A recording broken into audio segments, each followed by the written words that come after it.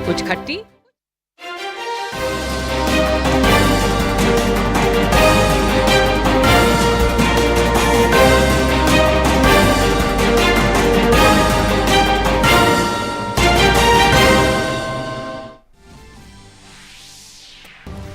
देश में रेडियो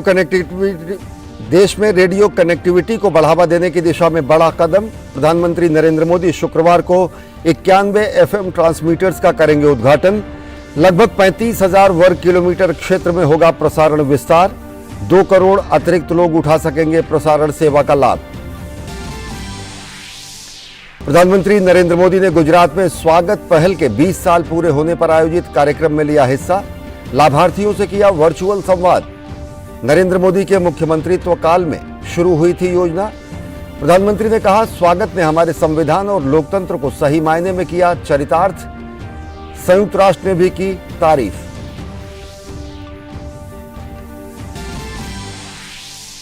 पूर्वोत्तर में शांति के लिए एक और बड़ा कदम। केंद्रीय गृह मंत्री अमित शाह की मौजूदगी में असम सरकार और दिमासा नेशनल लिबरेशन आर्मी में शांति समझौता। अमित शाह ने कहा, अब असम में एक भी ऐसा आदिवासी संगठन नहीं जो हिंसा में है लिप्त।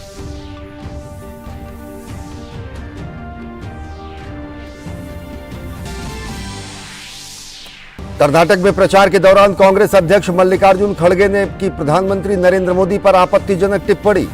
भड़की बीजेपी ने किया पलटवार। कहा, लगातार जमीन खो रही है कांग्रेस। निर्मला सीतारमण ने कहा, ऐसा बयान दिखाता है कांग्रेस की मानसिकता।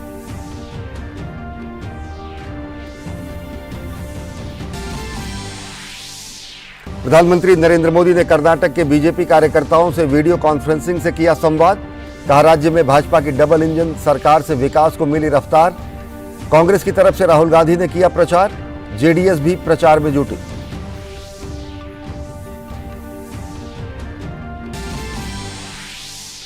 पश्चिम बंगाल की ममता सरकार को हाईकोर्ट से झटका। रामनवमी हिंसा की एनआईए जांच का आदेश। बीजेपी ने किया स्वागत। उत्तर दिनाजपुर में नाबालिग सामूहिक दुष्कर्म और हत्या का विरोध कर रहे युवक की हत्या। केंद्रीय मंत्री अनुराग सिंह ठाकुर ने कहा, दीदी के राज में बच्चियां और महिलाएं सुरक्षित नहीं।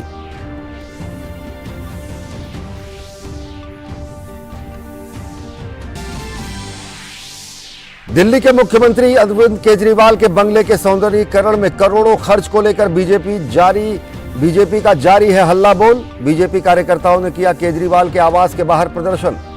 सुधांशु त्रिवेदी ने कहा, दिल्ली की जनता है स्तब्ध, खुद को ठगा और छला कर रही है महसूस।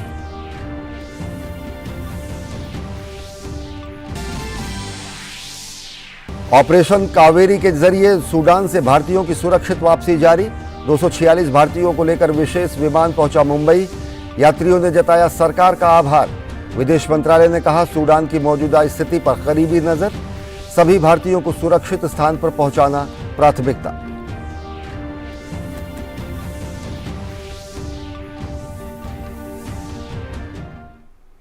नमस्कार, मैं हूं अश्विनी कुमार मिश्र। देखते हैं खबरों को विस्तार से। प्रधानमंत्री नरेंद्र मोदी देश में रेडियो प्रसारण को बढ़ावा देने के लिए शुक्रवार को 91 एफएम ट्रांसमीटर्स का उद्घाटन करेंगे। 100 वाट के इन ट्रांसमीटर्स का शुभारंभ वीडियो कॉन्फ्रेंसिंग के माध्यम से किया जाएगा।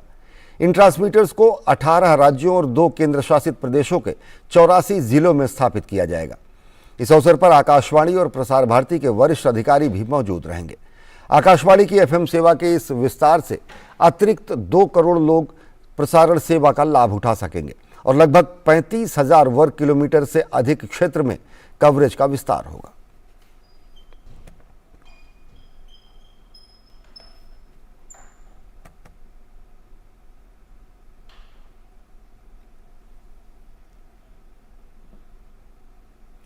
प्रधानमंत्री नरेंद्र मोदी ने वीडियो कॉन्फ्रेंसिंग के माध्यम से गुजरात में स्वागत पहल के 20 साल पूरा होने के अवसर पर एक विशेष कार्यक्रम में हिस्सा लिया। इस समारोह के दौरान प्रधानमंत्री नरेंद्र मोदी ने इस योजना के पूर्व के लाभार्थियों के साथ विचार विमर्श किया। यह कार्यक्रम मुख्यमंत्री भूपेंद्र पटेल की उपस्थिति में गांधीनगर में आयोजित किया गया। गुजरात सरकार स्वागत सप्ताह मना रही है। इस योजना की शुरुआत अप्रैल 2003 में नरेंद्र मोदी द्वारा की गई थी, जब वे गुजरात के मुख्यमंत्री थे। प्रधानमंत्री नरेंद्र मोदी ने कहा कि मुझे इस बात का संतोष है कि हमने जिस उद्देश्य से स्वागत को शुरू किया था वो पूरी तरह सफल रहा। इसके जरिए लोग न सिर्फ अपनी समस्या का हल कर पा रहे हैं बल्कि अपने साथ साथ सैकड़ों परिवारों की भी बात उठा पा रहे हैं। स्वागत ने जन सामान्य के अंदर एक गजब का विश्वास पैदा किया था और मेरा तो विश्वास है लोकतंत्र का सबसे बड़ा तराजू जो है लोकतंत्र की सफलता का तराने का एक महत्वपूर्ण तराजू है कि उस व्यवस्था में पब्लिक ग्रीवेंस रिड्रेसल कैसा है, जन सामान्य की सुनवाई की व्यवस्था क्या है, उपाय की व्यवस्था क्या है, ये लोकतंत्र की कसौटी है। और आज जब मैं देखता हूं कि स्वागत नाम का ये बीज आज इतना विशाल वटवृक्ष बन गया है तो मुझे भी गर्व होता है, संतोष होता है। रक्षा मंत्री राजनाथ सिंह ने आज नई दिल्ली में कजाकिस्तान के रक्षा मंत्री कर्नल जनरल रूसलान झाकसिलको और ताजिकिस्तान के रक्षा मंत्री कर्नल जनरल शेराली मिर्जो के साथ अलग अलग द्विपक्षीय बैठक की। बैठक सौहार्दपूर्ण और गर्मजोशी भरे माहौल में हुई। रक्षा मंत्री के साथ बैठक में दोनों नेताओं ने आपसी संपर्क सहित दोनों देशों के बीच सदियों पुराने सांस्कृतिक, भाषाई और सभ्यतागत संबंधों पर खास जोर दिया। रक्षा मंत्री राजनाथ सिंह ने चीन के राष्ट्रीय रक्षा मंत्री जनरल ली शांगफू के साथ मुलाकात के दौरान स्पष्ट रूप से कहा कि भारत और चीन के बीच संबंधों का विकास सीमाओं पर शांति पर निर्भर है। उन्होंने कहा कि वास्तविक नियंत्रण रेखा पर सभी मुद्दों को मौजूदा द्विपक्षीय समझौतों और प्रतिबद्धताओं के अनुसार हल करने की आवश्यकता है। रक्षा मंत्री राजनाथ सिंह ने ईरान के रक्षा मंत्री और सशस्त्र बल ब्रिगेडियर जनरल मोहम्मद रजा के साथ द्विपक्षीय बैठक की। दोनों नेताओं ने द्विपक्षीय रक्षा सहयोग की समीक्षा की और अफगानिस्तान में शांति और स्थिरता सहित क्षेत्रीय सुरक्षा मुद्दों पर विचार विमर्श किया। भारत की अध्यक्षता में G20 के शिक्षा कार्य समूह की तीसरी बैठक भुवनेश्वर में जारी है। बैठक की थीम फ्यूचर ऑफ वर्क है। इस दौरान भविष्य में पैदा होने वाले कार्य के अवसरों के लिए कुशल मानव शक्ति तैयार करने पर खास जोर दिया जा रहा है। शिक्षा मंत्रालय की 27 से 28 अप्रैल 2023 तक ओडिशा के भुवनेश्वर में चलने वाली तीसरी शिक्षा कार्य समूह की बैठक शुरू हो गई है। 2 दिवसीय आयोजन में NSDC के सहयोग से CSIR institute of minerals and materials technology में भविष्य के काम के संदर्भ में आजीवन सीखने के लिए क्षमता निर्माण पर संगोष्ठी का आयोजन किया जा रहा है। कार्य समूह की बैठकों के पहले दिन भारत सरकार के शिक्षा राज्य मंत्री डॉक्टर सुभाष सरकार ने संबोधित किया। बैठक में G20 सदस्यों, अतिथि देशों और अंतर्राष्ट्रीय संगठनों ने G20 शिक्षा मंत्री घोषणा के मसौदे पर विचार विमर्श किया जो सिफारिशें आएंगी। वे 22 जून 2023 को पुणे में शिक्षा मंत्रियों की बैठक में प्रस्तुत किए जाने वाले घोषणा पत्र के मसौदे में शामिल होंगी। Very good seminar have been organized and different delegates from the different countries, members of G20, they have furnished their best practices on school education, how the future of work that can be, and in this connection we can surely assure to the whole country of India that India, the number of youth will be the highest in the world, and this youth will be skilled and we will be the engine of skilled youth to the world. G20 प्रतिनिधियों ने माना कि भारत की G20 अध्यक्षता बहुत अहम है क्योंकि भारत ने G20 को कोविड के बाद फिर से मुख्य धारा से जोड़ा है और यहां से एक समग्र समाधान की ओर सभी देश मिलकर पहुंच सकेंगे। Australia and India are great friends and we have a very strong education partnership, and we're here today to support India's presidency and their initiatives they want to take forward as part of the G20. Bharat के कौशल विकास के प्रयासों को सदस्य देशों के सामने प्रस्तुत किया जाएगा।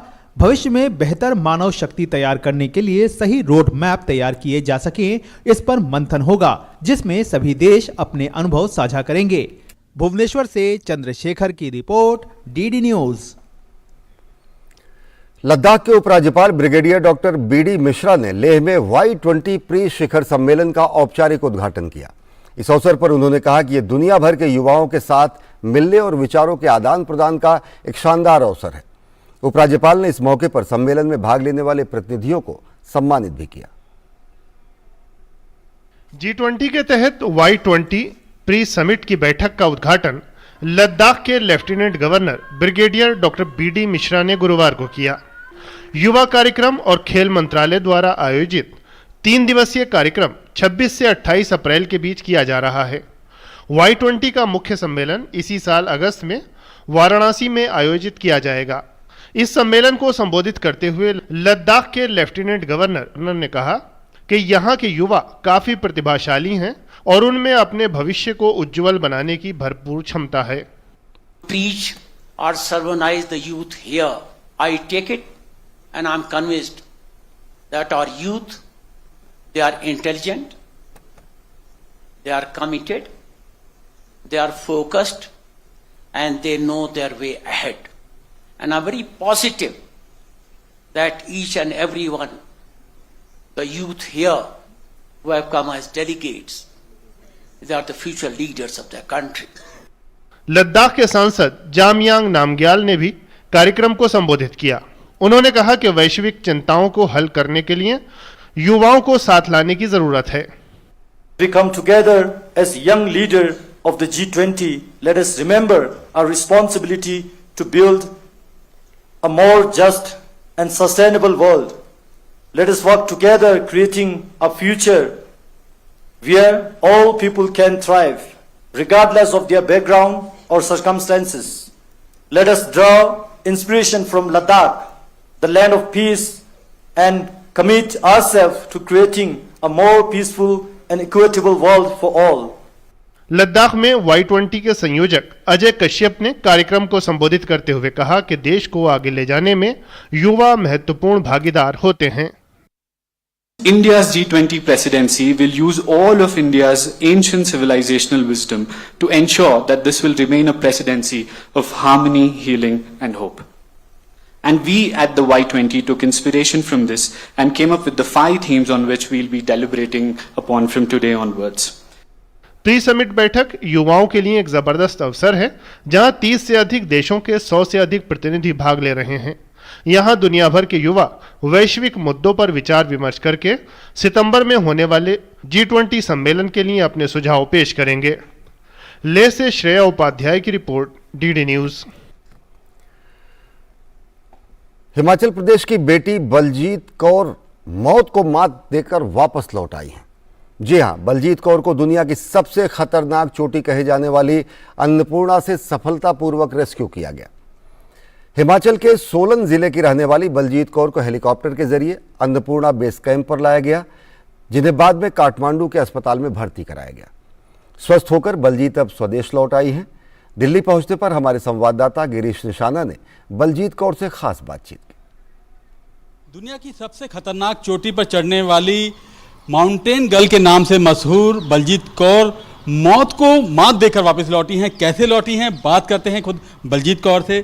इस बार जो मेरा सफ़र था वो माउंट अन्नपूर्णा का था और विदाउट ऑक्सीजन था, और इस बार थोड़ा मुश्किल रहा, बहुत ज़्यादा ही। तो हुआ ये था कि जो मेरे साथ जो मेरे शेरपा थे, जो कमिट की जिन्होंने किया था कि वो जाएंगे, एक्चुअली वो नहीं आए थे मेरे क्लाइंब करने के लिए, उन्होंने किसी और को भेज दिया था। पर जिनको भेजा था वो अनएक्सपीरियंस्ड थे और टायर्ड भी थे, क्योंकि उन्होंने ऑलरेडी एक दिन पहले ही सबमिट किया था और दोबारा से मेरे पास आ गए थे। तो ये थोड़ा सा मैनेजमेंट थोड़ा सा ख़राब होने की वजह से ये प्रॉब्लम्स आई थी। खबर लगी थी कि आप कहीं गायब हैं, तो किस तरह से आपको चुनौती का सामना करना पड़ा? सुनने में ये भी आया था ऑक्सीजन का सिलेंडर खत्म हो गया। एक्चुअली मैं ऑक्सीजन सिलेंडर तो मैंने कैरी किया ही नहीं था, क्योंकि मैं विदाउट ऑक्सीजन क्लाइंब कर रही थी। एंड बहुत ज़्यादा टाइम स्पेंड हमने कर लिया था, कम से कम हमें 36 घंटे से ऊपर हो चुका था ऊपर विदाउट ऑक्सीजन। तो उसके बाद वहाँ पे हुआ ये था कि मुझे हेलुसिनेशन स्टार्ट हो गया था, यानी ड्रीम आना, खुली आंखों से ही आपको सपने आना स्टार्ट हो जाते हैं एंड आपको ऐसा लगता है कि ये सच में रियलिटी यही है। तो यही पूरी रात मेरी जंग चली रही पूरे पहाड़ में एंड तूफान में। एंड फिर लास्ट में जाके मॉर्निंग में, अर्ली मॉर्निंग, गार्मिन का डिवाइस आता है जिसमें सैटेलाइट हम मैसेज करते हैं सैटेलाइट के थ्रू। मैंने कनेक्ट किया अपनी टीम के साथ एंड अपनी एजेंसी के साथ, तब जाके लोगों को लगा कि हाँ वो जिंदा है एंड उसका रेस्क्यू करना चाहिए। कब आपका रेस्क्यू हुआ, कितना समय हो गया था आपको वहाँ पहाड़ के अंदर, और चुनौतियाँ क्या थी आपके सामने? एक्चुअली मुझे 48 आवर्स हो चुके थे। अगर मैं बात करूँ टोटल पूरे घंटे की, कैंप 4 से निकले हुए समिट से, कि मुझे 2 दिन हो चुके थे, 2 रात मुझे निकल चुकी थी। एक रात तो जिस दिन हम क्लाइंब कर रहे थे और एक रात वो जिस दिन मैं मिसिंग थी। तो उस रात सिर्फ पानी भी नहीं था और कुछ फूड भी नहीं, मैं कुछ भी नहीं खाया था 48 आवर्स से, ना ही मैं सोई थी। 7:56 पे मैंने पहला मैसेज किया था एंड मेरा रेस्क्यू दिन में 1 बजे हुआ था। मन में डर नहीं था कि शायद सही सलामत लौटूं, नहीं लौटूं? मुझे एक बार भी ऐसा नहीं लगा कि मैं नीचे नहीं लौटूंगी। मुझे इतना था कि अगर हेली रेस्क्यू नहीं भी हुआ तो भी मैं नीचे जाऊंगी और मैं रुकूंगी नहीं यहाँ पे। और क्योंकि इसका श्रेय सारा मेरे ट्रेनिंग के लिए जाता है, जो मैंने एनसीसी में रह के सीखा है और जहाँ से मेरी गुरु ने मुझे सिखाया है, माउंटेनियरिंग इंस्टीट्यूट से। पहले भी आपने रिकॉर्ड बनाया था, 1 महीने में 5 ऊंची चोटियों को फतह किया था 1 महीने के अंदर। अब क्या सोचा कि आपको अन्नपूर्णा पर करना चाहिए? एक्चुअली क्या है कि अन्नपूर्णा इज विदाउट ऑक्सीजन बहुत मुश्किल है, क्योंकि इसमें रोटेशंस नहीं होती है और जो रोटेशन होती है वो 5500 मीटर तक की होती है। अगर आपको विदाउट ऑक्सीजन क्लाइंब करना है अबव 8000 मीटर तो कम से कम आपको 7200 यानी 7200 मीटर तक आपको टच करना होता है। लेकिन इसमें हम क्या करते हैं कि इसमें सिर्फ 5500 मीटर तक ही हम जा पाते हैं, उससे ऊपर हम सीधा सिंगल रोटेशन करते हैं। तो आई नो ये टफ होने वाला है और इसका जो लोअर कैंप 4 है वो ही 6-7 पे लगता है। तो मुझे पता था कि कम से कम 1300 मीटर का गेन या फिर 1400 मीटर का गेम मतलब होना है और बहुत हार्ड है। तो मुझे था कि मुझे विदाउट ऑक्सीजन क्लाइंब करना है और मुझे अपने आप को चैलेंज करना था। आगे टारगेट क्या रखा है अब? अभी तो फिलहाल मेरा टारगेट ये है कि इस साल अभी थोड़ा रेस्ट करूंगी, 8000 में कदम नहीं रखूंगी और पर पहाड़ों में कदम ज़रूर रखूंगी, पर थोड़ा टाइम के बाद। बट जो मेरा नेक्स्ट होगा मैं विदाउट ऑक्सीजन नहीं करना चाहूँगी अपना कंटिन्यू। तो ये थी बलजीत कौर, जिनका आत्मविश्वास पूरी तरह से बुलंद दिखाई दे रहा है और अभी ये थकी नहीं है, झुकी नहीं है, रुकी नहीं है। इनकी मंजिल यूं ही आगे चलती रहेगी। कैमरामैन सुमित नौडियाल के साथ गिरीश निशाना, डीडी न्यूज, दिल्ली। और हमारी और देश की शुभकामनाएं हैं बलजीत कौर के साथ। और बात करते हैं असम की। असम में शांति बहाली की प्रक्रिया में गुरुवार का दिन बेहद अहम रहा। केंद्रीय गृह एवं सहकारिता मंत्री अमित शाह की मौजूदगी में दिमासा नेशनल लिबरेशन आर्मी और असम सरकार के बीच ऐतिहासिक समझौता ज्ञापन पर हस्ताक्षर किया गया। इसके साथ ही अब असम में एक भी ऐसा समूह नहीं है जो मुख्यधारा में शामिल न हो। पूर्वोत्तर में शांति स्थापना की दिशा में गुरुवार को एक बड़ा कदम उठाया गया। नई दिल्ली में केंद्रीय गृह मंत्री अमित शाह की मौजूदगी में असम के उग्रवादी संगठन दिमासा नेशनल लिबरेशन आर्मी और असम सरकार के बीच एक समझौता ज्ञापन एमओयू पर हस्ताक्षर किए गए। केंद्रीय गृह मंत्री अमित शाह ने इस अवसर पर कहा कि आज असम के सारे विवाद और हिंसा की समाप्ति हो रही है। अब असम में एक भी ऐसा आदिवासी संगठन नहीं है जो हिंसा में लिप्त रहेगा। उन्होंने कहा कि असम में सभी विकास और शांति के रास्ते पर आ गए हैं। अमित शाह ने कहा कि दिमासा लोगों के लिए विकास के सभी अवसर सुनिश्चित किए जाएंगे।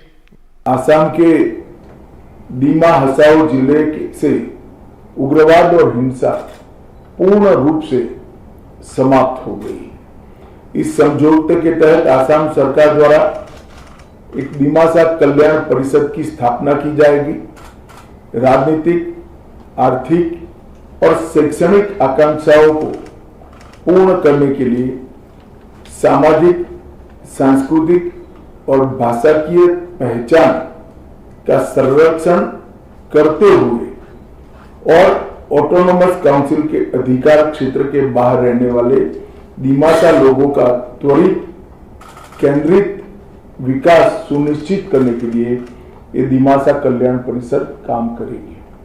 असम के मुख्यमंत्री हेमंत बिस्व शर्मा ने कहा कि आज असम के लिए ऐतिहासिक दिन है और दिमासा लोग शांतिपूर्वक तरीके से असम के विकास में भागीदार बनेंगे।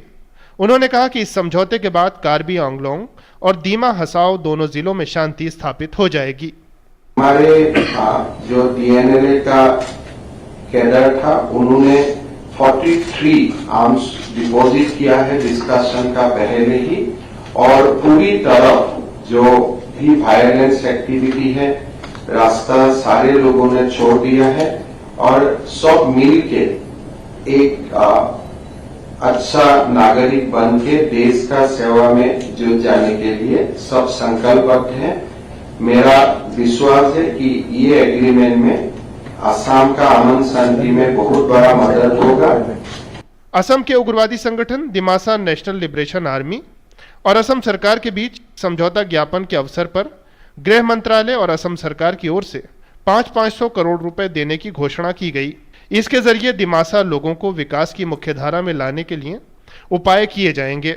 सरकार के इस प्रयास के लिए एक आयोग का गठन किया जाएगा जो दिमासा समुदाय के विकास और डीएनएलए संगठन के काडर को रिहेबिलिटेट करने के अवसरों को तलाश करेगा। ऋषि कुमार की रिपोर्ट, डीडी न्यूज। और बात ऑपरेशन कावेरी की। ऑपरेशन कावेरी के तहत संकटग्रस्त सूडान से 246 भारतीयों का एक और जत्था आज मुंबई पहुंचा। विदेश मंत्री डॉक्टर एस जयशंकर ने एक ट्वीट के जरिए तस्वीरों को साझा किया और विमान के पहुंचने की जानकारी देते हुए कहा, एक और ऑपरेशन कावेरी फ्लाइट मुंबई पहुंच गई। 246 और भारतीय स्वदेश लौट आए हैं। भारतीय वायुसेना के C-17 विमान से 246 भारतीयों को मुंबई वापस लाया गया। विमान ने जेद्दा से उड़ान भरी। जेद्दा से 360 लोगों का पहला समूह कल वाणिज्यिक विमान से नई दिल्ली पहुंचा था। भारत ने सूडान में फंसे अपने नागरिकों को सुरक्षित वापस लाने के लिए ऑपरेशन कावेरी शुरू किया है।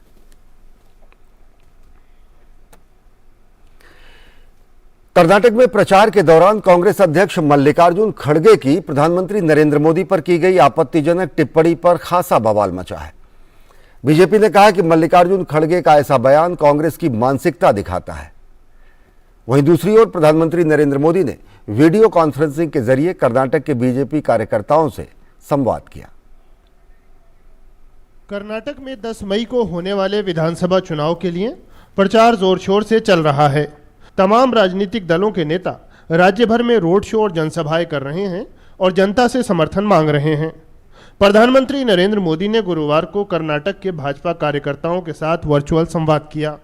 राज्य के 50 लाख पार्टी कार्यकर्ताओं को संबोधित करते हुए प्रधानमंत्री मोदी ने कहा कि प्रत्येक मतदान केंद्र पर भाजपा कार्यकर्ताओं के प्रयासों से पार्टी राज्य विधानसभा चुनाव में रिकॉर्ड संख्या में सीटों पर जीत हासिल करेगी। विपक्ष की आलोचना करते हुए प्रधानमंत्री ने कांग्रेस पर झूठे वादे करने का आरोप लगाया। आज देश गरीबी के खिलाफ लड़ रहा है। आज देश इंफ्रास्ट्रक्चर पर रिकॉर्ड निवेश कर रहा है। आज देश किसानों को किस तरह से लाखों करोड़ रुपए किसान सम्मान निधि के माध्यम से भेजकर उन्हें ब्याजखोरों से बचा रहा है।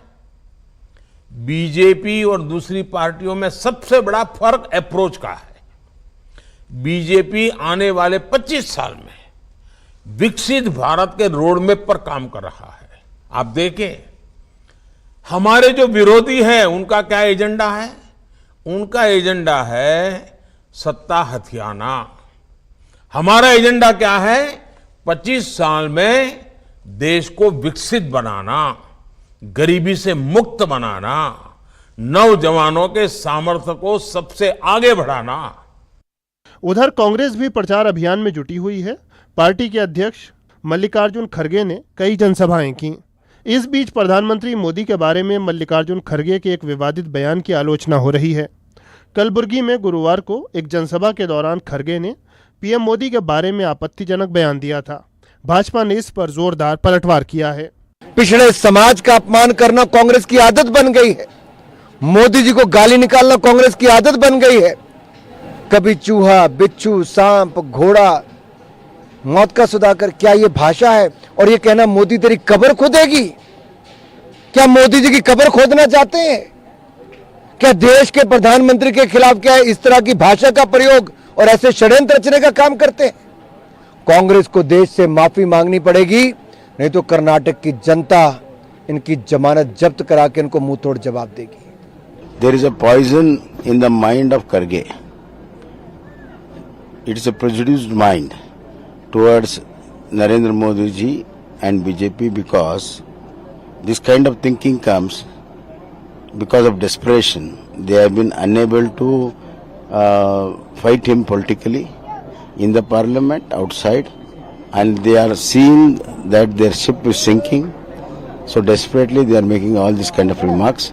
केंद्रीय वित्त मंत्री निर्मला सीतारमण ने भी इस विवादित बयान की आलोचना की। उन्होंने कांग्रेस पर जमकर निशाना साधा। कांग्रेस पार्टी जितने भी खर्च करें उनके रॉन्गली अर्न्ड पैसा को जनता उनको सुनने वाले नहीं है, ये उनको समझ में आ गया है। इसीलिए बौखलाहट में आज ऐसे बयानबाजी कर रहे हैं जिससे लोग को तो ये समझ में आ गए कि ये हारने के कगार में आने के बाद ऐसे बयानबाजी कर रहे हैं। कांग्रेस के कई नेता प्रचार में लगे हैं।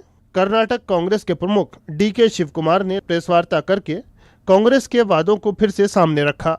कांग्रेस नेता राहुल गांधी ने उडुपी के कापू में मछुआरों से मुलाकात की। उन्होंने राज्य में सरकार बनने पर मछुआरों के लिए कई कदम उठाने का वादा किया। Congress government will be very sensitive to the needs of the fishermen. We will make sure that your interests are protected. We understand very well your struggle. Congress के साथ साथ जनता दल सेक्युलर और आम आदमी पार्टी भी प्रचार अभियान में जुटे हैं। जेडीएस के प्रमुख और पूर्व प्रधानमंत्री एचडी देवेगौड़ा ने चुनाव में अपनी पार्टी के अच्छे प्रदर्शन का विश्वास व्यक्त किया। Just wait, watch how things will move in Karnataka. You will be here, I will be here. जैसे जैसे मतदान की तारीख करीब आ रही है, मतदाताओं को अपने पक्ष में करने के प्रयास भी तेज होते जा रहे हैं। आने वाले दिनों में यह सियासी पारा और अधिक बढ़ेगा। Bureau report, DD news. Karnataka में जारी है सियासी दंगल। समाचारों के इस बुलेटिन में फिलहाल इतना ही। देश और दुनिया की ताज़ा तरीन खबरों के लिए देखते रहिए डीडी न्यूज। नमस्कार।